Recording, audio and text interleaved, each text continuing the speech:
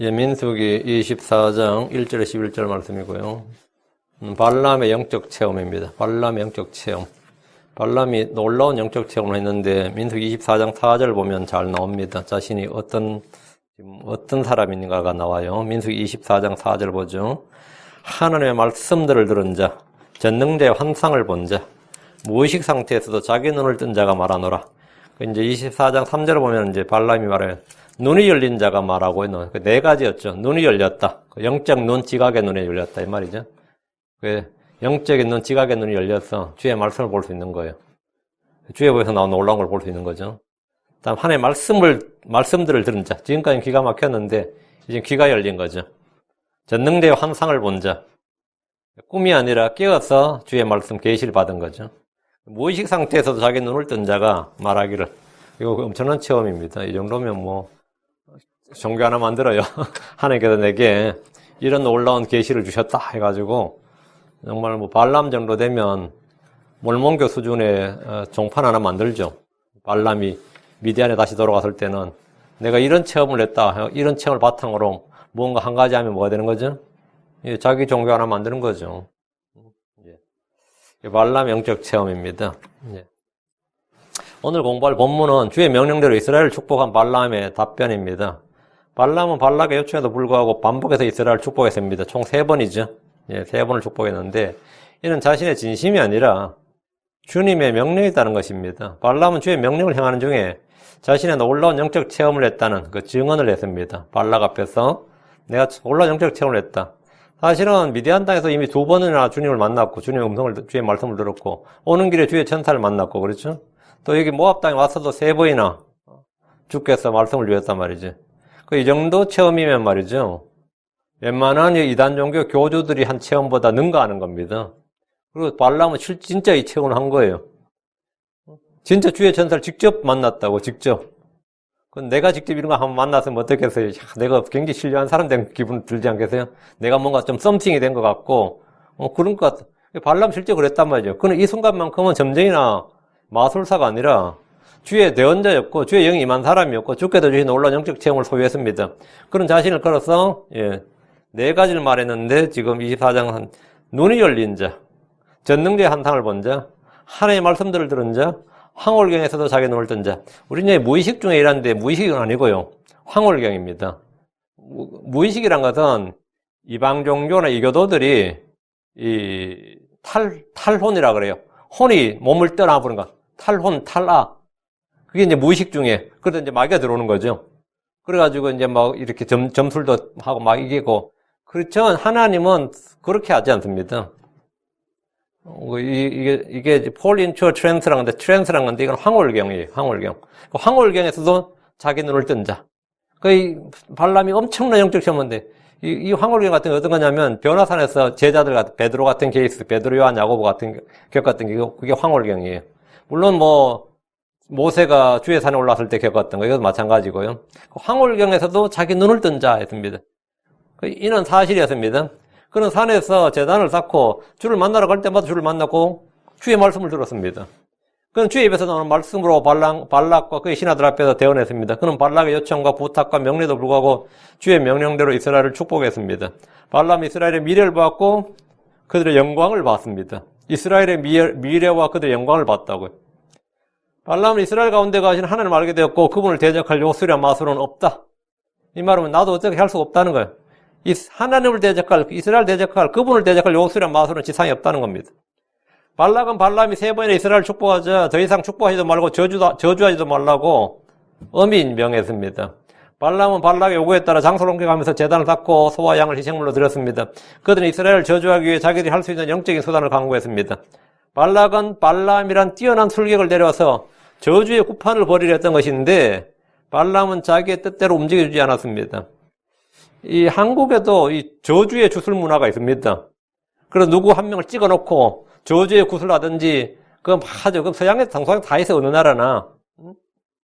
그러니까 그게 있는데 발락은 발람을 데려다가 이걸 한 거예요. 국가적 행사로. 이스라엘 저주하면 이스라엘 저주를 받고 자기가 가서 그때 치려고.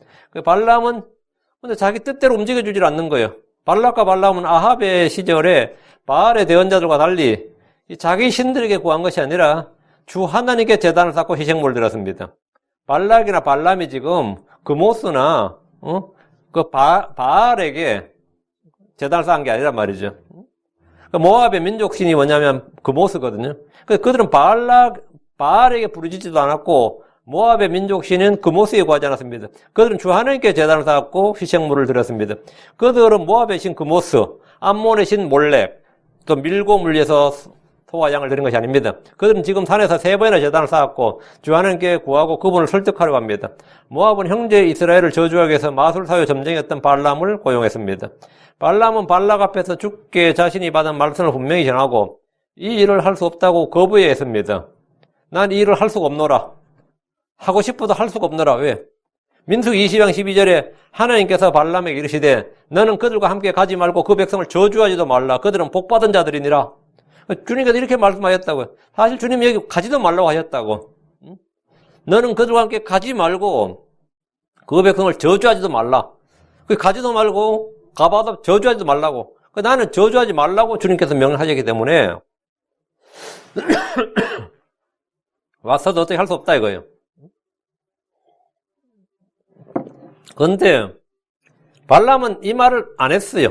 발락한테 이 말 안 했다고. 이스라엘을 저주하는 발락의 명령을 난 수행할 수 없다. 주님께 이런 명령을 받았다는 말을 아예 안 하고 감추어버리고 발락이나 그의 신하들에도 일체 언급을 하지 않았습니다. 주께서 그들은 복받은 자들이니라 하셨음에도 그 말씀 역시 발락이 말하지 않았습니다. 발락이 원하는 대로 그는 계속해서 뭔가를 할 것처럼 제단을 쌓고 희생물을 드렸습니다. 발람은 탐욕에 찌든 위선자였습니다.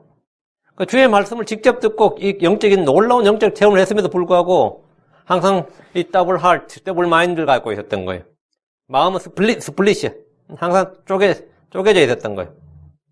우리는 크리스천들로서 누군가를 저주하거나 패망하도록 기도할 수 없습니다. 그거는 구다는 사람들이 하는 거예요. 그런데 시편에 보면 원수들의 멸망을 염원하는 기도가 꽤 많이 나옵니다. 그걸 저주의 시편이라 그래요.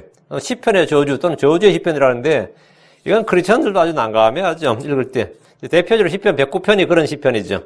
시편 109편을 읽다 보면 시험 드는 사람도 있죠. 시편 109편 6절 10절 오면 주께서 사악한 자를 그 위에 세우시며 사탄이 그의 오른쪽에 서게 하옵소서. 그가 심판받을 때 정죄받게 하시고 그의 기도가 죄가 되게 하시며 그의 날들을 적게 하시고 그의 직무를 타인이 취하게 하시며 그의 자녀들은 아버지가 없는 자가 되고 그의 아내는 과부가 되며 그의 자녀들은 계속해서 방랑하는 자가 되어 구걸하고 또 자기의 항평한 곳을 떠나 자기들의 빵을 구하게 하소서. 이야, 다윗이 이런 기도를 했다고 하면 아무리 원수라도 구약에서 원수를 사랑하라는 없다 하더라도 이게 좀 너무할 정도 아니냐. 뭐 연좌제도 아니고, 마누라, 아내, 자녀들까지.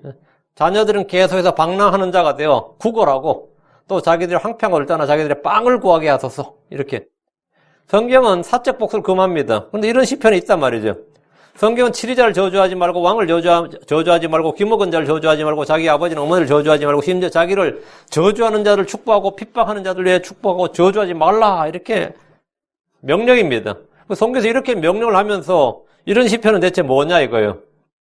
그런데 시편에는 흔히 저주의 시편이라고 불리는 시들이 꽤 많이 있습니다.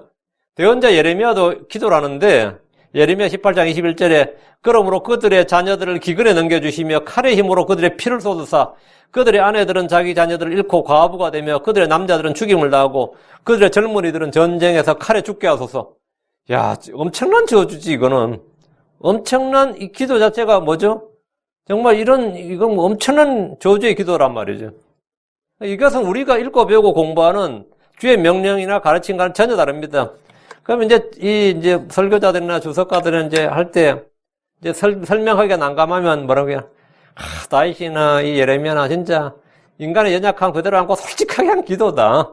우리가 솔직하게 한 기도를 그냥 하나님께서 그대로 이렇게 성경에 기록하게 되고 우리는 기도를 꾸밀 필요가 없고 그냥 이렇게 내가 분노하면 분노를 표현하고 저주하면 저주를 표현해야 된다. 이런 식의 설교, 이런 식의 그 주석이 많이 있어요.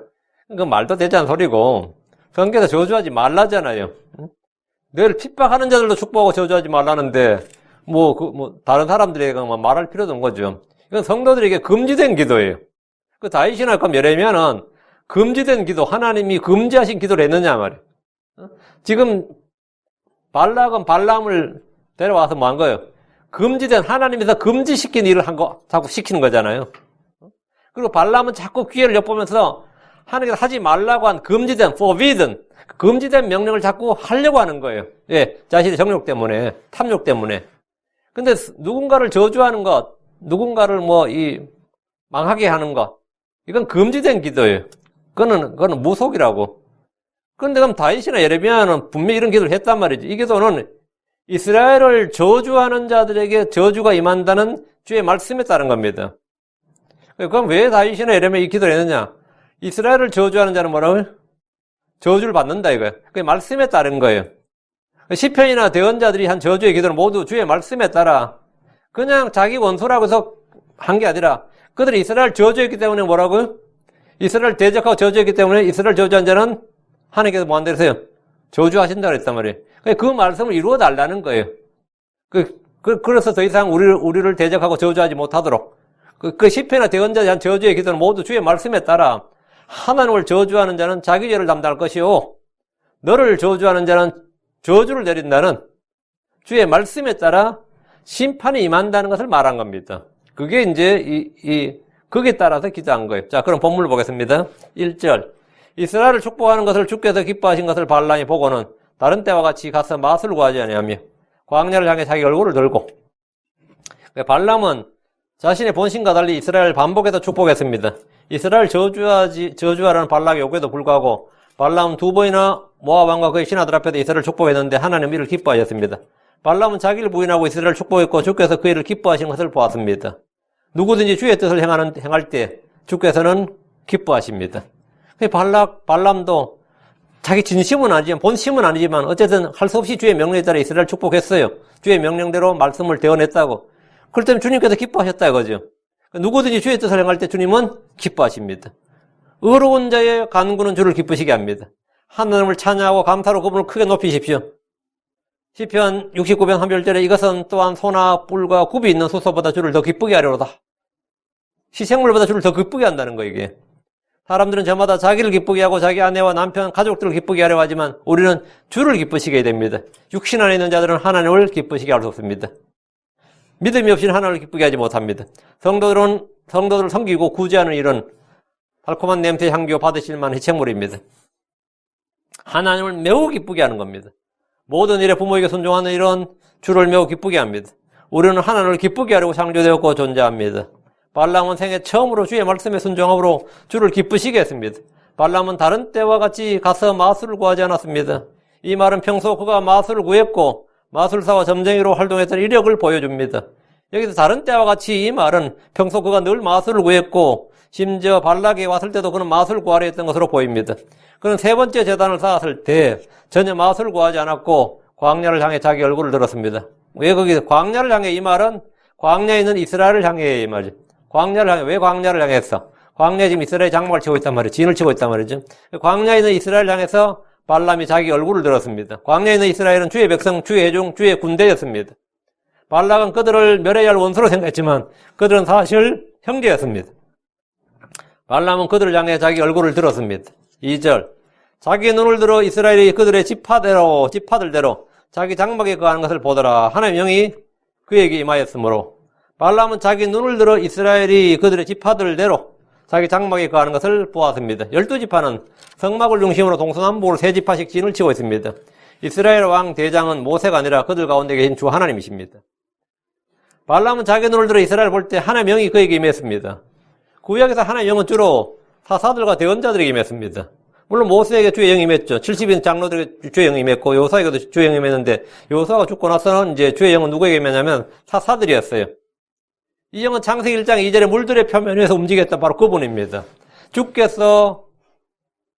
주의 영께서 온넬에게 임했을 때 그는 메소포타미아 왕 구산 리사다임을 이겼습니다. 주의 영께서 기드온에게 임했을 때 그는 홀로 블레셋을 주의 영이 기드온에게 임했을 때 그는 미디안 족속을 쳤습니다. 주의 영이 입다에게 임했을 때 입다는 암몬을 쳤습니다. 주의 영이 삼손에게 임했을 때 그는 홀로 블레셋을 치고 이스라엘을 구했습니다. 주의 영이 대언자들에게 임했을 때 그들은 주의 말씀을 말했습니다. 하나님의 영이 이방인 마술사와 점쟁이했던 발람에게 임했습니다. 이는 그에게 주의 말씀을 대언하게 하기 위해서입니다. 크리스천들은 모두 주의 영을 받은 성도들이고 우리의 몸은 주의 영이 거하는 성전입니다. 우리가 주의 영을 받아서 주의 말씀을 말하면 우리가 바로 대언자가 되는 겁니다. 우리가 바로, 근데 우리는 대언자란 말을 이제 구약과 구분하려고 잘 안 쓰지만, 주의 영이 임한 사람들이 바로 주의 영이 임해서 주의 말씀을 하는 사람들이 주의 대언자들이에요. 고린도전서 3장 16절에 너희가 하나님의 성전인 것과 하나님께서 너희 안에 거하시는 걸 너희가 알지 못하느냐. 우리가 바로 하나님의 성전이고 하나님께서 너희 안에 거하신다. 성령이 거하는 사람들이다. 3절입니다. 그가 비유를 지어 이르되 부올의 아들 발람이 말하며 눈이 열린 자가 말하고, 이제 이 계속해서 우리 성경에 다 비유를 지어 이르되는데 발람이 비유를 짓지는 않았죠. 발람은 그냥 이야기를 한 거죠. 발람은 주의 영이 임하자 이야기를 시작했습니다. 부올의 아들 발람이 말하면은 말을 하는 자가 자기가 자신이 누구냐? 부올의 아들 발람이다 이거예요. 눈이 열린 자가 말하고, 그는 원래 눈먼 자가 아니었습니다. 눈이 먼 자가 아니었어요. 육신의 눈은 아무 문제가 없었지만 영적인 것을 볼 수는 없었습니다. 이는 거의 모든 사람이 다 그렇습니다. 성경이 말하는 눈은 지각의 눈, 마음의 눈을 말합니다. 뱀이 여자에게 창세기 3장 5절에 너희가 그것을 먹는 날에 너희 눈이 열리고 이랬어요. 뱀이 여자에게 한 말, 너희 눈이 열리고, 이 너희 눈이 열리고라는 말이 뭐예요? 뭘 먹으면 눈이 열린다는 거예요. 주님께서 금지한 나무 열매를 먹으면 눈이 열린다는 거예요. 너희 눈이 열리고. 이분은 맹인이었느냐? 아니죠. 아담이 맹인이었느냐? 아닙니다.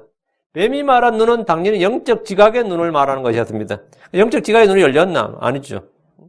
발람은 자신의 눈이 열렸다 그랬습니다. 이런 체험을 한 사람들 중에는 엠마로 가던 제자들이 있습니다. 누가복음 24장 31절에 그들의 눈이 열려 그들이 그분을 알아보았으나 그분께서는 그들의 시야에서 사라지셨더라. 그들의 눈이 열려 그들이 그분을 알아보았으나, 주 예수님은 눈먼 자의 눈을 열어주었지만 바리새인들 향해서는 너희 어리석고 눈먼 자들아 이렇게 말씀하셨습니다. 또 말씀하시기를 마태복음 14절에 그들을 그냥 두라. 그들은 눈먼 자들을 인도하는 눈먼 지도자로다. 눈먼 자가 눈먼 자를 인도하면 둘 다 도랑에 빠지리로다. 바리새인도 눈먼 자, 그들이 인도를 받는 사람도 눈먼 자, 유대인들도 눈먼 자. 모든 불신자는 다 뭐라고? 종교에 관계없이, 민족에 관계없이 눈먼 자다 이거예요. 그 무슨 눈? 마음의 눈, 영적 지각의 눈을 말합니다. 사도 바울은 예수를 믿지 않는 유대인들 향해서 눈먼 자들이라고 했습니다. 라오디게아 교회 역시 교회는 교회인데 뭐라고요? 눈먼 자, 눈먼 교회라고 했습니다.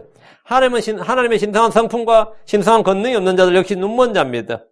베드로서 1장 9절에 이것들이 없는 자는 눈먼 자요 멀리 볼 수 없는 자며 자기 옛죄들에서 자기가 깨끗하게 된 것을 잊은 자니라.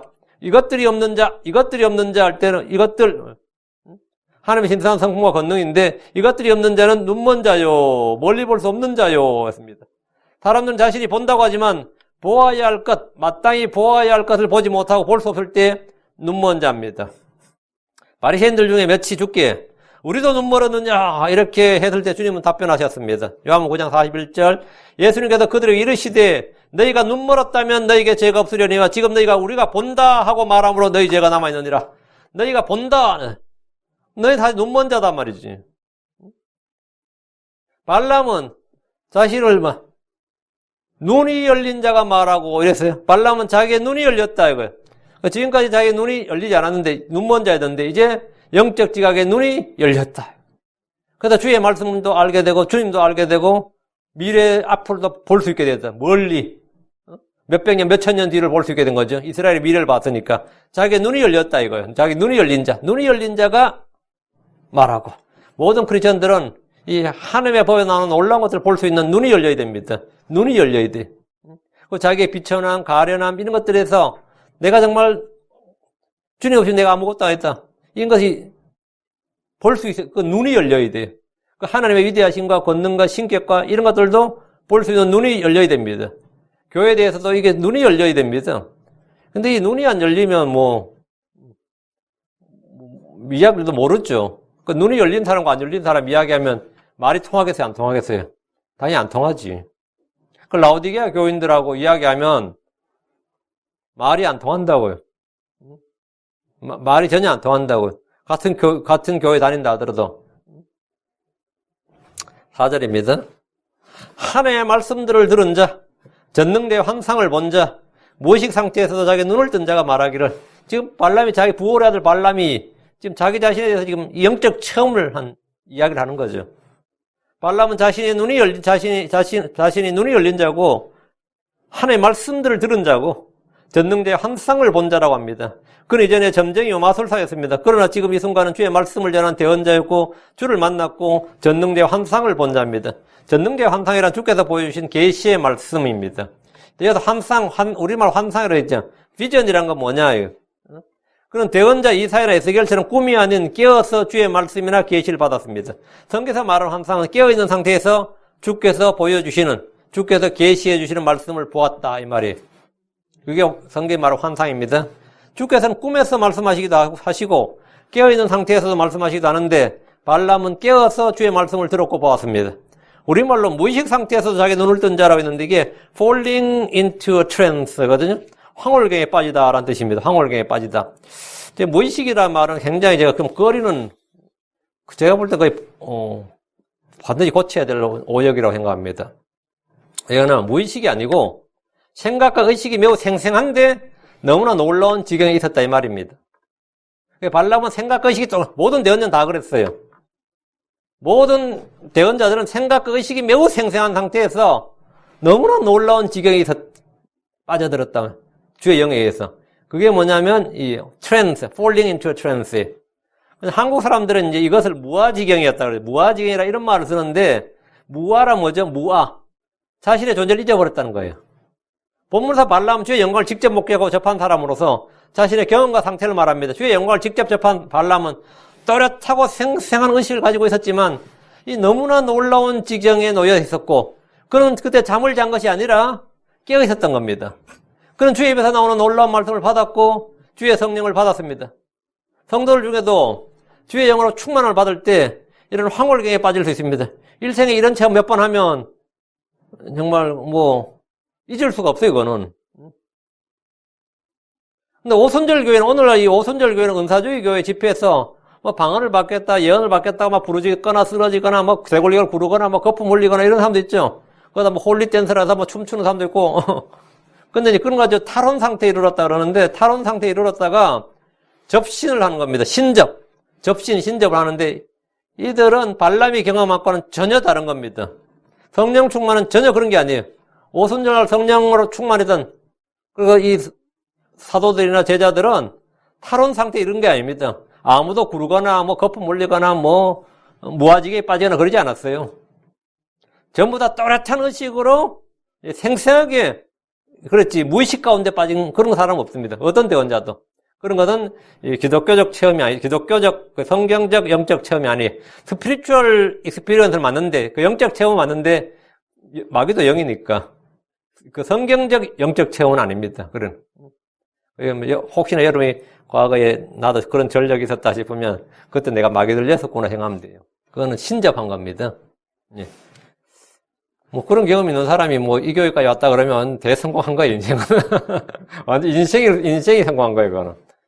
진짜. 5절입니다. 오, 야곱이여, 내 장막들이 얼마나 좋은가. 오, 이스라엘이여, 내 장막들이 얼마나 좋은가. 그 광야를 향해서 자기 눈을 들어서 딱 보면서, 자기 얼굴을 들었다잖아요, 지금 발람이. 얼굴 들었는데, 지금 자기가 어떤 사람이냐는 걸, 자기 눈을 뜬 자가 말한단 말이에요. 그 하나의 말씀을 들은 자, 전능자 환상을 본 자, 황홀경에서 자기 눈을 뜬 자가 말한다. 이 말은 뭐죠? 다른 대언자를 그냥 망군의 주께서 이같이 말하노라 하면 끝이에요. 망군의 주께서 이같이 말하노라 하면 끝인데, 이 발람은 그 와중에 자기를 높이는 거예요, 지금. 이런 와중에서 발람 앞에서 자기가 어떤 사람, 자기 영적 체험을 강조하면서 이게 육신적인 크리스천들이 돼 이래요. 육신적인 크리스천들은 간증시키면 하나님 말씀보다 지 이야기를 더 많이 해요. 하나님께서 주신 은혜보다 하나님께 받은 은혜, 내가 얼마나 은혜를 많이 받았는지 그 자기를 강조하느라고 내가 이런 체험도 있고 이런 일도 있었고 이런 거 자기 자랑하느라고 정신없어요. 하나님은 그냥 이말모지로 그냥 관중에 끼어들고 자기 이야기인데 지금 3절, 4절 자세히 보면 발람이 약간 말은 틀린 말이 아니에요. 말은 틀린 말이 아닌데 발람 앞에서 마음껏 많은 거 지금 자기를 내세우고 있는 거죠. 나는 이렇다, 나는 이런 썸씽이다 이거요. 나를 무시하지 말고 내가 어떤 사람이라는 걸 보는데 나는 지금 이런 사람이다 이거. 이런 영적 체험을 한 사람이다. 난 신령한 사람이다. 이런 거죠. 그런데 이제 이야기를 시작했는데 오 야곱이여 내 장막들이 얼마나 좋은가. 오 이스라엘이야 내 장막들이 얼마나 좋은가. 발람은 눈을 들어 광야 이스라엘을 보면서 이제 이렇게 말을 했어요. 이스라엘 회중이 40년 동안 머물렀던 광야의 이동식 장막은 뭐 호화 시설도 아니고 초특급 시설이 갖추어진 집이 아니라 그냥 나그네들의 천막, 그 나그네 텐트에 장막에 불과했던 겁니다. 근데 발람은 그들의 장막이 좋다고 감탄하면서 부러워하는데 좀 오버하는 거죠. 그 장막이 뭐가 좋을 게 뭐가 있어? 이스라엘 회중의 장막들이 대체 뭐가 좋다는 거죠? 그들의 장막들 가운데 주의 성막이 있었기 때문입니다. 그래서 장막이 좋다고 막 난리친 거예요. 장막 가격은 얼마 안 돼요. 그거는 그 가치에 쳐줄 것도 없어요. 그건 쓰레기나 다름없어. 근데 그들 장막 한가운데 광야 이스라엘 회중을 딱 보자. 그들 회중 한가운데 회중의 장막이 있는데 이게 주의 성막이 있었단 거죠. 그들 가운데 주의 거처, 주의 집이 있었는데 야곱의 장막, 그것 때문에 야곱의 장막들이 뭐가 된 거죠? 이거 질그릇 속에 보한 거예요. 질그릇의 가치는 볼 일 없어. 그 속에는 보화가 뭐라요? 가치라고요. 그게 가치라고. 그죠? 광야 회중들 가운데 있는 그 성막은 주의 성막, 회중의 성막은 장식용도 아니고 상징물이 아니에요. 종교적 상징물이 아니라 문자 그대로 거기에 주의 영광이 임재해 있고 주께서 실제로 그곳에 거하고 계셨습니다. 이스라엘 한가운데는 주 하나님께서 친히 거하시며 그들을 지키시고 인도하셨습니다. 주님은 백성들 가운데 장막을 치셨습니다. 이것은 우리 주 예수 그리스도께서 육신 입고 사람이 되셔서 자기 백성 가운데 거하시는 것을 예표합니다. 요한복음 1장 14절에 말씀이 육신이 되어 우리 가운데 거하시며 우리가 그분의 영광을 보니 아버지의 독생하신 분의 영광이 은혜와 진리가 충만하더라. 여러분, 말씀이 육신이 되어 우리 가운데 거하심에 주님께서 자신의 몸을 뭐라고요? 장막으로 삼으셨다 이거예요. 말씀이 육신이 되어 우리 가운데 거하셨다. 우리 가운데 주님이 주의 성전, 주의 장막이었다 이거죠. 그러니까 주 예수님은 자기 몸이 살아있는 주의 성전이었습니다. 지금 신약에서 내 장막이란 크리스천의 몸입니다. 주 예수님의 몸은 살아있는 주의 성전이고 주 예수님의 부활에서 성천하셔 이 땅에 없단 말이지. 그럼 지금 주님 어디 가시냐 그러면 예루살렘 성전이 있는 게 아닙니다. 예루살렘 성전도 없지만 각 교회 지역교회에 그러면 예배당에 있느냐 그것도 아닙니다. 어디냐? 각 성도들의 몸이 주의 성전입니다. 내 장막이 신약에서 장막은 크리스천의 몸이다 말이에요. 주께서 거하시겠다고 한 것은 예루살렘이 아니고 성도들의 몸이다 말이죠. 그럼 주님께서 내가 너희 안에 거하리라 이렇게 말씀하셨습니다. 교회는 하나님의 집입니다. 우리의 몸은 장막이고 흙집이요 질그릇이 옷입니다. 그건 아무것도 아니에요. 썩어질 몸이고 천한 몸이고 사마의 몸이고 죄의 몸입니다. 그러나 그 몸 속에 주의 영이 거하고 있기에 거룩한 주의 전입니다. 내 장막들이 얼마나 좋은가. 참으로 보잘것없는 야곱의 장막이 발람의 부러움을 샀던 것처럼 이 성도들의 몸은 의의 도구요 주의 전으로서 그 가치를 아는 자들은 누구나 부러워합니다. 고린도전서 3장 16절에 너희가 하나님의 성전인 것과 하나님께서 너희 안에 거하신 걸 너희가 알지 못하느냐. 우리는 우리 몸이 하나님의 성전이라는 걸 압니다. 우리 몸은 영원한 집이 아닌 장막에 불과하지만 이 몸 속에 주님이 거하시기 때문입니다. 우리 몸은 질그릇에 불과하지만 그 속에 보화가 거하고 있습니다. 고린도전서 6장 19절 도대체 무슨 말이냐. 너희 몸이 너희가 하나님께서 받은 바 너희 안에 계신 성령님의 전인 줄을 너희가 알지 못하느냐. 너희는 너희 자신의 것이 아니니라. 너희 몸이 너희가 하나님께서 받은 바 너희 안에 계신 성령님의 전이다. 몸이 전이다. 6절입니다. 그들이 골짜기같이 퍼지고 그들은 이스라엘입니다. 그들이 골짜기같이 퍼지고 강가의 동산 같으며 주께서 심으신 알로에 나무 같고 물가의 백향목 같도다. 이건 이스라엘의 번영과 번성을 말하죠. 이스라엘의 미래입니다. 이스라엘의 미래는 이렇다 이거죠. 사실 이건 교리적으로 하면 천년왕국 되죠. 눈이 열린 발람이 이스라엘을 보았을 때 그들은 보잘것없는 그냥 나그네, 광야를 헤매는 나그네, 한마디로 길을 잃어버리는 목자 없는 양 같은 자들이 아니었단 말이죠. 그들은 보잘것없는 민족이 아니었습니다. 그들은 어딘가 땅에 빌붙어 살기 위해서 막 지금 애쓰는 좀비들이 아니었어요. 이스라엘은 뭐였다? 골짜기같이 퍼지고 강가의 동산 같고 주께 심으신 알로에 나무 같고 물가의 백향목 같다 이거예요. 이스라엘은 물 없는 사막에서 겨우 자라나는 그런 나무들, 풀이 아니라 강가의 동산, 물가의 백향목 같이 아무 부족함 없이 풍성하게 자라날 것을 말해줍니다. 발람은 이스라엘의 풍요와 번영을 예언하고 있습니다. 이스라엘이 살게 될 가나안 땅 강가의 동산 같았습니다. 그들은 이곳에서 널리 퍼지게 됩니다. 물가에 있는 나무들은 열매를 맺고 시들지 않고 무엇이나 형통합니다. 시편 1편 3절에 그는 물 있는 강가에 심은 나무 곧 제철에 열매를 맺는 나무 같으며 그의 잎사귀 또한 시들지 아니하로다. 그가 하는 것은 무엇이든지 형통하리라. 그래서 그는 누굽니까? 복 있는 자죠. 시편 1편은 복 있는 자예요. 복 있는 자는 뭐, 물 있는 강가에 심은 나무, 곧 제철에 열매를 맺는 나무 같다. 그의 잎사귀는 또한 시들지 아니하려다. 그가 하는 것은 무엇이든지 형통하려다. 이것은 바로 이스라엘의 미래입니다. 이건 뭐 크리스천들의 영적으로 그대로 적용됩니다. 물가에 심은 나무는 더위나 가뭄에 해를 입지 않습니다. 열매 맺는 일을 그치지 않습니다. 그는 물가에 심은 나무, 곧 뿌리로 강가로 뻗은 나무가 닿아서 더위가 오는 때를 보지 않으면 잎이 푸르고 가무는 해에도 걱정이 없으며 열매 맺는 일을 그치지 아니하리라. 예레미야 17장 8절에 나오는 말씀입니다.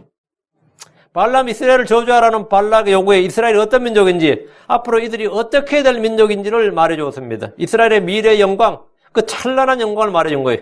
지금도 수많은 나라들이 이스라엘을 멸하고 싶어하고 그들을 대적하고 반대합니다. 그러나 세상의 위정자들, 종교인들은 이스라엘이 누구인지, 그들의 미래가 어떠한지를 분명하게 알아야 됩니다.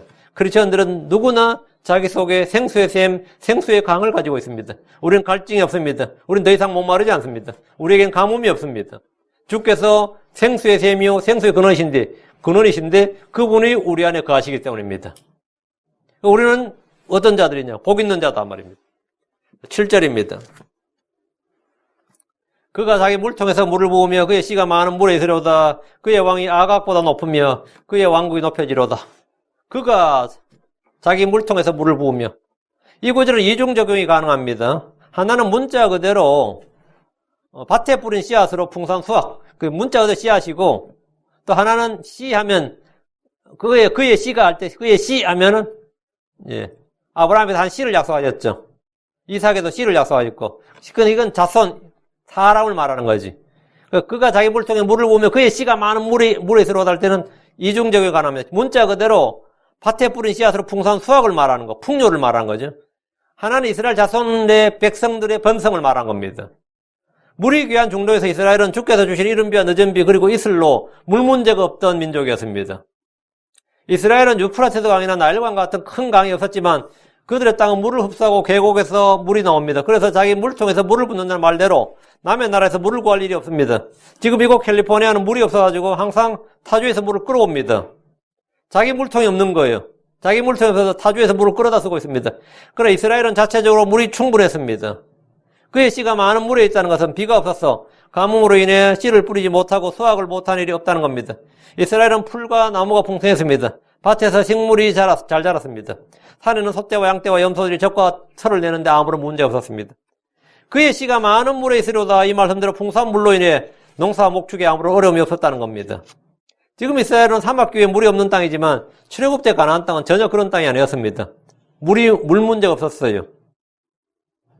이 말씀을 이스라엘 사람들에게 적용하면 그들의 씨가 번성할 것이다 이 말입니다. 주님은 이스라엘에게 하늘의 무별, 해변의 모래, 땅의 티끌처럼 그들의 씨를 셀 수 없게 풍성하게 해주실 걸 약속하셨습니다. 근데 그의 씨가 할 때, 근데 문제는 그가 단수로 그의 씨가 하면, 주님께서 이스라엘에게 다산을 약속한 건 율법에도 나와요. 그의 씨가 많은 물에 있다는 말대로 이스라엘은 수태하지 못하는 남자와 여자가 없고 수태하지 못하는 짐승도 없다고 그랬습니다. 그래서 다산의 복을 받았는데 이제 영적으로 적용하면 이제 크리스천들이 그의 씨 하면 그리스도가 예수님이 아브라함의 씨, 다윗의 씨, 여자의 씨. 그의 씨가 할 때 씨. 그럼 그의 씨가 예수님을 말미암아서 예수님 첫 열매가 되고 하나의 미랄이 되었어. 이제 많은 씨. 그의 씨가 할 때 이건 영적으로 적용하면 이제 크리스천에게 그의 씨가 많은 물에 있으로다. 우리 크리스천들은 생수의 근원이신 예수님 위에 있다 이 말이죠. 예수님을 기초로 하고 있다 이 말이죠. 근데 그 영적 적용입니다. 다시 7절. 그의 왕이 아각보다 높으며 그의 왕국이 높여지리로다. 그의 왕이란 주 하나님입니다. 이스라엘 왕은 주 하나님이에요. 이스라엘은 주께서 친히 통치하시는 왕국입니다. 훗날 백성들이 왕을 구해서 사울이 물론 왕이 되었지만 기본적으로 이스라엘의 통치자 왕은 주 하나님이시고 훗날 다윗의 왕좌에 앉으실 분은 주 예수 그리스도입니다. 그의 왕이 아각보다 높다는 것은 유대인의 왕 이스라엘 왕으로서 오실 그리스도를 말합니다. 그의 왕 이스라엘 왕은 예수 그리스도입니다. 그의 왕국은 메시아 왕국으로 하늘의 왕국 천년왕국을 말합니다. 발람은 지금 주 예수님과 그 왕국에 대해서 말하고 있습니다. 상당히 먼 미래를 지금 말하고 있는 거죠. 아각보다 높으며라고 할 때 아각은 왕의 이름이 아니고 이집트의 왕을 뭐라고 그러죠? 파라오라고 그러죠. 타이틀입니다. 블레셋은 왕을 뭐라 했냐면 아비멜렉이라고 그랬어요. 몽골은 왕을 칸이라고 그랬죠. 위대한 왕은 데칸 그러죠. 그게 뭐냐면 칸 왕이 징기스 칸 그러잖아요. 로마서는 황제를 부르죠. 시저라고 그랬죠. 왕의 타이틀이라고요. 그런데 이 아각은 그럼 어디서, 어느 나라, 어느 민족의 타이틀이냐면 아각은 아말렉 족속이 왕을 부를 때 쓰는 호칭이 아각입니다. 그래서 사무엘 때도 아각을 한 장면 나오죠. 아각의 머리를 쪼갠 장면이 나오는데, 예, 아각은 아말렉 족속의 왕을 부를 때 쓰는 호칭이었는데, 아말렉은 출애굽 때 르비딤에서 이스라엘과 싸우다가 여호사의 칼에 멸망했습니다. 그런데 나중에 또 나오죠. 그 지역에 있는 아말렉 족속만 멸망이 된 거죠. 여기서 아각은 빵이 뭐 음식과 식량을 대표하는 것처럼 우리에게 빵을 다오 하면 그게 그냥 빵을 달란 말이 아니라 음식을 달라, 식량을 달라는 말이죠. 빵이 식량과 동요로 쓰일 때가 있죠. 빵이 식량과 동요로 쓰이는 것처럼, 아각은 지금 왕의 호칭, 왕들을 대표하는 지금 말로 사용된 겁니다. 주 예수님은 왕들의 왕이시고, 그 왕국은 멸망하지 않고 영원합니다. 왕들의 왕이신 주 예수님, 그러니까 그의 왕이 아각보다 높으며, 이 세상의 어떤 왕들보다 뭐 아각이든 파라오든 뭐 하여튼 뭐든 그보다 높다 이 말이죠. 근데 그 당시에 이제 아각이 제일 흔했기 때문에 지금 여기서 이제 쓰는 말이에요. 8절입니다. 주 하나님께서 그를 이집트에서 데리고 나오셨으니 그의 힘이 유니콘의 힘과 같도다. 그가 자기 원수 민족들을 삼키고 그들의 뼈를 꺾으며 자기 화살로 그들을 꿰뚫려다. 하나님께서 그를 이집트에 데리고 지금 이스라엘을 좀 그라고 표현된 거죠. 하나님께서 이스라엘을 이집트에서 데리고 나오신 것은 역사적 사실입니다. 그를 이렇게 한 것은 이제 아들로 취급한 거예요.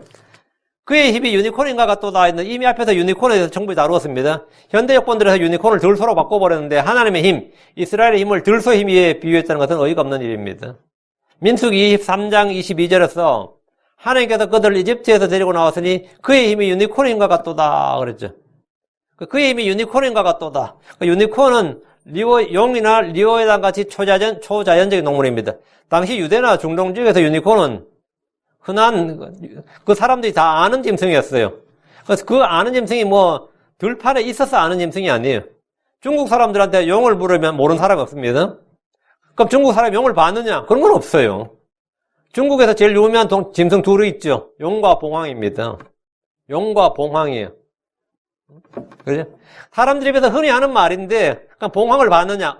본 사람 없죠. 실제 이 땅에 존재하는 짐승이 아니지. 근데 그냥 쓰는 말이에요. 그래서 한국 사람들도 몸이 약하다 그러면 누가 나한테 하면 그때 뭐 용봉탕을 드셔보시죠. 용봉탕이 뭔지 알겠어요? 용이 용이고 봉이 봉황이에요. 응? 이게 그 쓰는 말이에요. 그래서 사람들이 쓰는 말로 그냥 흔히 말하는 짐승이라고. 서양 사람들이 자주 쓰는 말 중에 하나가 그 짐승이 불사조입니다. 피닉스. 애리조나의 주도가 아마 피닉스일 겁니다. 피닉스일 건데 불사조는 이 땅에 실제 존재하지 않지만 사람들의 입에서 자주 말해지는 짐승입니다. 그렇죠? 유니콘이 유대 땅에 없는 짐승이라고 해서 뭐 유니콘이 유대 땅에 없고 이스라엘 땅에 없고 중동 지역에 없는 뭐 이 세상에 없는 짐승에서 유니콘은 성경에 없는 유니콘으로 한 건 성경이 잘못했다. 킹제임스 오역이다. 그건 말 같지 않은 소리라고요. 킹제임스 성경은 유니콘 말고도 많이 나와요. 용도 나오고 리오에도 나오고 많이 나온다고. 아티로스도 나오고 뭐 여러 개 짐승이 나오는데 그 유니콘을 내가 알 수 있는 들소로 바꾸는 것은 애리조나에서 불사조를 까마귀로 바꾸는 것만큼은 황당한 일입니다. 말 같지 않은 소리입니다. 세상에 애리조나의 주도가 뭐 피닉스라 그래서 피닉스는 존재하지 애리조나에 없는 짐승이다. 그냥 까마귀로 바꿔 그러면 말 되겠어요? 또 우리 고려에도 그 문양이 보면 삼조고라 그러죠. 전부 다 신비의 동물들이에요. 근데 그냥 그렇게 쓰는 거예요. 그냥 쓰는 말이에요. 근데 실제 있는지 모르지만 성경에 나오는 짐승은 실제 있는 동물들이 이 땅이 아니라 어딘가 실제 있다고. 예. 하나님의 힘을 본문에서 그의 힘은 이스라엘 힘입니다. 앞에도 하나님을 유니콘인과 같다고 했는데 여기서 이스라엘의 힘을 유니콘인과 같다는 것은 그들 가운데 주께서 계시기 때문입니다. 주께서 계신다. 그 이스라엘의 힘, 도움, 전력, 방패, 삼성은 하나님입니다. 이스라엘 유니콘처럼 자기 원수민족을 삼키고 그들의 뼈를 꺾고 자기 화살로 그들을 꿰뚫습니다. 왜? 이스라엘 자체가 하나님의 군대였기 때문입니다. 노력하는 군대였다고요. 이것은 가나안 정복 전쟁 때 확실히 보여졌습니다. 이미 모압은 아말렉이 망하는 것을 봤고 가나안 족속 아랍 왕이 망하는 것도 봤고 거기다 시온과 바산 왕 옥이 망하는 것도 봤고 다 봤습니다. 이스라엘은 큰 사자, 젊은 사자같이 거칠 것이 없었습니다. 앞을 막는 자는 다 쳤어요. 이스라엘이 이미 유니콘인과 같이 자기 원수 민족도 삼키고 뼈를 꺾는 그런 강력한 존재였습니다. 이스라엘의 군대는 원수들을 멸하는 군대입니다. 누구든지 그 앞에서 복종하지 않고 대적하면 죽임을 당합니다. 9절. 그가 사자같이 큰 사자같이 꿇어앉고 누웠으니 누가 그의 화를 도두리요. 지금 광야에 진영을 쫙 찌고 있는 이스라엘 보면 하는 말이에요. 그가 사자같이 큰 사자같이 꿇어앉고 누웠으니 누가 그의 화를 도두려. 누가 지금 도두려고 하고 있어요. 발락이 도두려고 하고 있지. 발락이 지금 난리도 아니잖아요. 지금 누가 그의 화를 도두려. 너를 축복하는 자는 복을 받을 것이요 너를 저주하는 자는 저주를 받을지로다 아니라. 그가 사자같이. 이스라엘이 지금 사자같이 지금 누워있다고요. 꿇어앉고 누워있다. 지금 이제 잠시 후에 일어나면 요르단강 건너서 치는 거죠. 예. 이미 발람은 앞에서 보라 이 백성이 큰 사자같이 일어나고 젊은 사자같이 스스로 일어서서 탈취한 것을 먹으며 죽인 것에 피를 마시기 전에 눕지 아니하로다 이렇게 말했습니다. 이스라엘은 사자같이 큰 사자같이 꿇어앉고 누워 있습니다. 이제 일어나서 요르단강을 건너면 이제 여리고 정복 전쟁이 시작됩니다. 그리고 가나안 전체를 정복하는 거죠. 모압 왕 발락이 이스라엘을 도발하는 것은 사자의 화를 돋우는 겁니다. 누가 그의 화를 돋우리요? 이 말은 경고용입니다. 이스라엘을 대적하고 싸우려 하다가는 망합니다. 모압과 같이 약한 족속이 이스라엘과 싸우겠다는 것은 토끼나 노루가 사자에게 덤비는 꼴입니다. 발락은 발람이 축복하는 자가 축복을 받고 저주하는 자는 저주를 받을 줄 안다고 말했지만 발람은 주의 말씀대로 이스라엘 축복하는 자는 복을 받고 이스라엘 저주하는 자는 저주를 받을 것이라 합니다. 이 말씀은 지금도 앞으로도 유효한 말씀입니다. 이는 주께서 아브라함에게 주신 약속입니다. 창세기 12장 3절에 너를 축복하는 자들에게 내가 복을 주고 너를 저주하는 자에게는 저주를 내리니 내 안에서 땅의 모든 가족들이 복을 받으려다. 너를 축복하는 자, 너를 저주하는 자. 그러니까 축복하는 자는 주님께서 복을 주시고 저주하는 자는 주님께서 저주를 내리신다고요. 그러니까 아브라함이 누굴 저주할 필요는 없어요. 그런데 계속해서 저주를 하면 주께서 말씀하신 대로 이루소서. 이게 저주의 기도가 되는 거예요. 이걸 노래하면 저주의 시편이 되는 거라고요. 이 약속은 이삭과 야곱에게 그대로 이어졌습니다. 이삭은 야곱에게 백성들이 너를 섬기고 민족들이 내게 절하리니 내가 내 형제들의 주가 되고 내 어머니들의 아들들이 내게 절하며 너를 저주하는 자는 다 저주를 받고 너를 축복하는 자는 다 복을 받기를 원하노라. 너를 저주하는 자는 다 저주를 받고 너를 축복하는 자는 복을 받는다. 이거예요. 발람은 주의 영이 맞아 이스라엘이 받은 주의 복을 그대로 읊었습니다. 발락이 이스라엘을 저주하면 그가 저주를 받게 됩니다. 발람은 발락이 이스라엘을 저주하려는 시도를 포기할 것을 말해줬습니다. 이 말을 들은 발락의 반응이 어땠을 것 같아요? 그렇다면 어쩔 수 없지, 할 수 없지. 이래야 정상이지. 하나님의 말씀이 그렇다면, 하나님의 뜻이 그렇다면, 우리가 이스라엘 저주하는 거는 우리가 망하는 길이네. 여기서 그만둡시다. 이스라엘 저주하는 거는 그만둡시다. 이게 보통 이제 상식이 있으면 정상인데, 사람 마음이 안 그렇죠. 10절. 발람의 분노가 발락을 향해 타오르며, 이게 불러놨더니 지금 뭔 헛소리 하냐 이거예요. 무슨 지금 개수작 하냐 이거죠. 발락의 분노가 발람을 향해 타오르며 그가 자기의 두 손을 마주치며 발람에게 이르되 내가 내 원수들을 저주하라고 그들을 불렀거늘 두 손을 마주치며 하는데 이것만 손을 탁 치면서 하는 거예요. 응? 발람이 이르되 내가 내 원수들을 저주하라고 그들을 불렀거늘 보라 그들에게 같이 세 번이나 그들을 전적으로 축복하였도다. 이게 뭐예요? 뭐 한 짓이냐 이거예요. 발락은 발람의 대언을 듣고 분노했습니다. 불신자들은 주의 말씀이나 진리의 말씀을 들을 때 분노하고 그 말씀을 전하는 메신저에게도 분노합니다. 처음에는 말씀에 분노했다가 말씀에 분노해봐야 별 볼 일 없잖아요. 그 말씀을 전한 자를 미워하게 되는 거예요. 진리의 말씀을 전하면 다 미워하게 됩니다. 발락은 거금을 들여서 발람을 초청했습니다. 신하들을 2번이나 보냈습니다. 그 먼 거리를 2번 보냈어요. 지금 3번째 장소로 옮겨가면서 제단을 쌓고 희생물을 드렸습니다.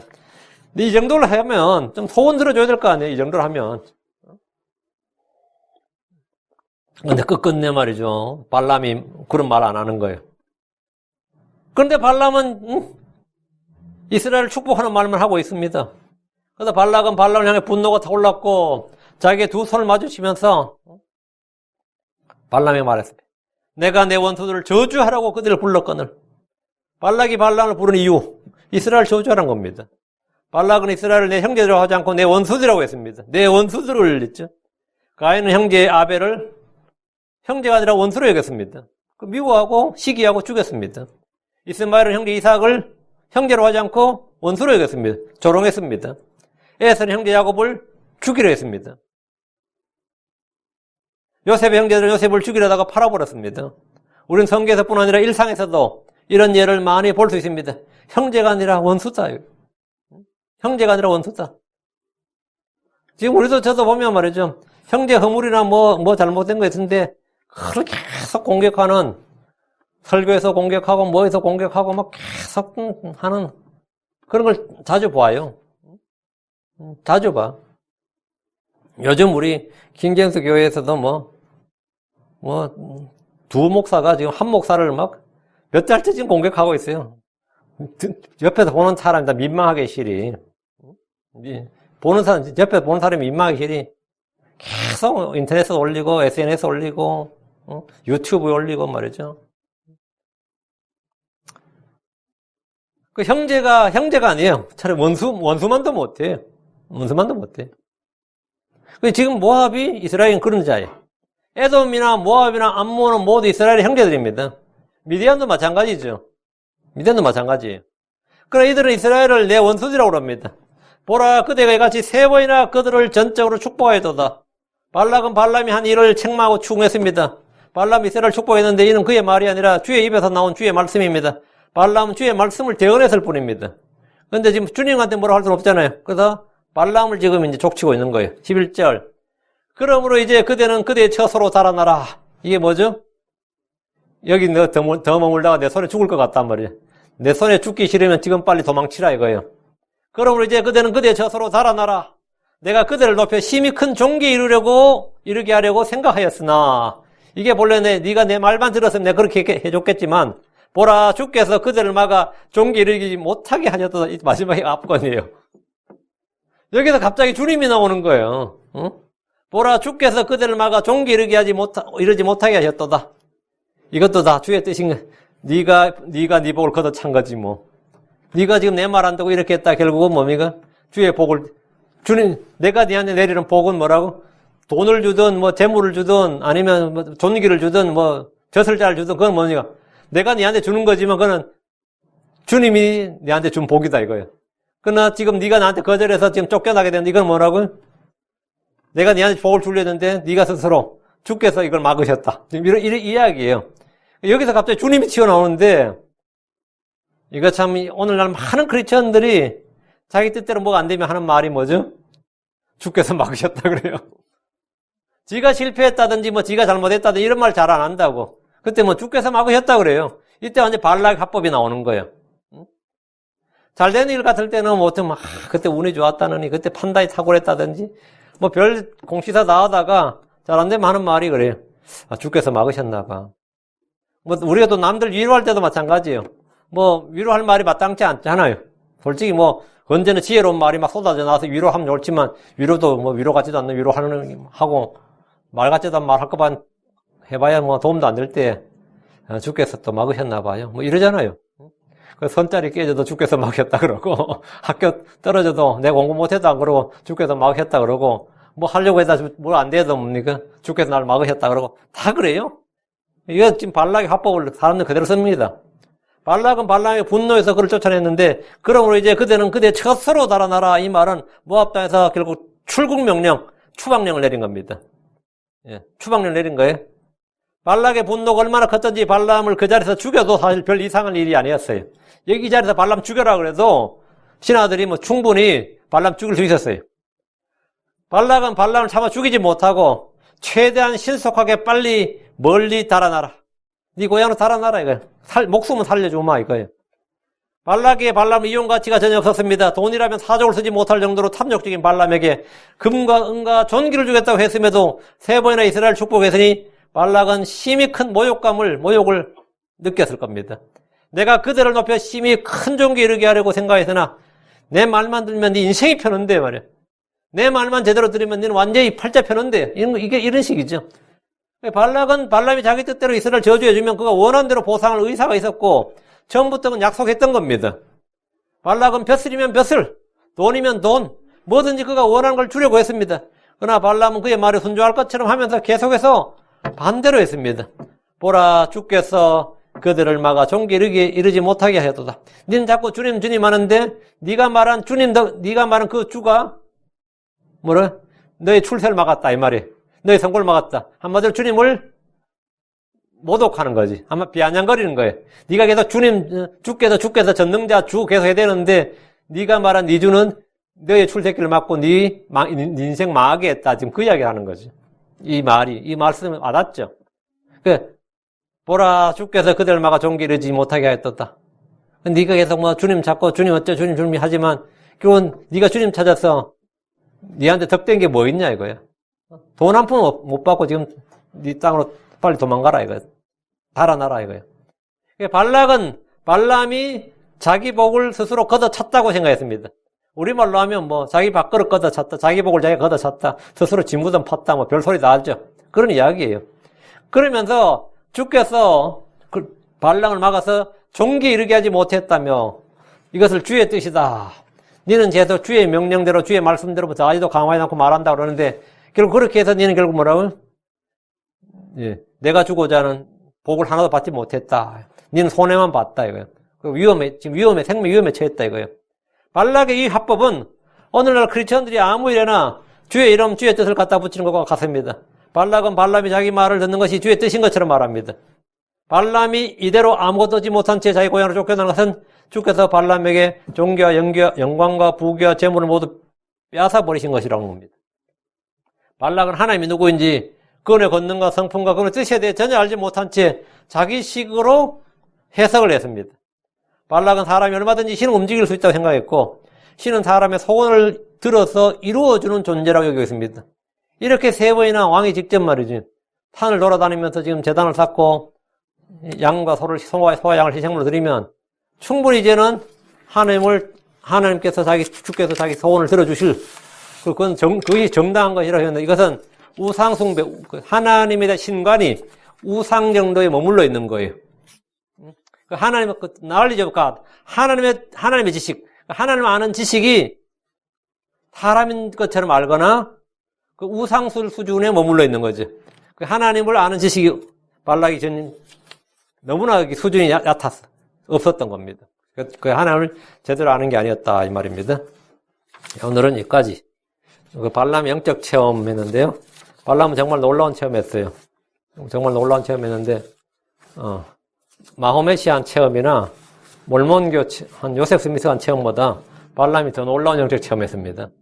더 놀라운 정말 주의 천사를 만났고 정말 몇 번이나 주님과 직접 만난 그런 엄청난 체험을 한 그리고 자신이 자기 이야기를 하잖아요. 자기 자랑 막 하잖아요. 여기서 3절 4절에서. 근데 그렇다고 해서 그런 체험이 발람의 인생을 바꿔놓고 발람의 사람을 바꿔놨느냐? 아닙니다. 아니, 사람을 변화시킨 건 체험이 아니에요. 표적도 아니고 기적도 아니고 그런 체험이 아니다 말입니다. 사람을 바꾸는 건 뭐라고요? 예, 하나님 은혜예요. 그러면 하나님께 나를 만드는 거야. 그건 하나님 은혜로 되는 겁니다. 그리고 그거는 뭐냐? 하나님 말씀으로 되는 거예요. 말씀을 믿음으로. 그 말씀을 내가 받아들여 믿음으로 내게 새로운 삶의 변화, 내 자신의 변화가 일어나는 겁니다. 그렇지 않으면 여러분이 아무리 생생한 꿈을 꾸고 정말 이 사람처럼 황홀경에 빠진 자, 그러면서 눈을 뜬 자, 이렇게 해도 별 소용없어요. 기도하겠습니다.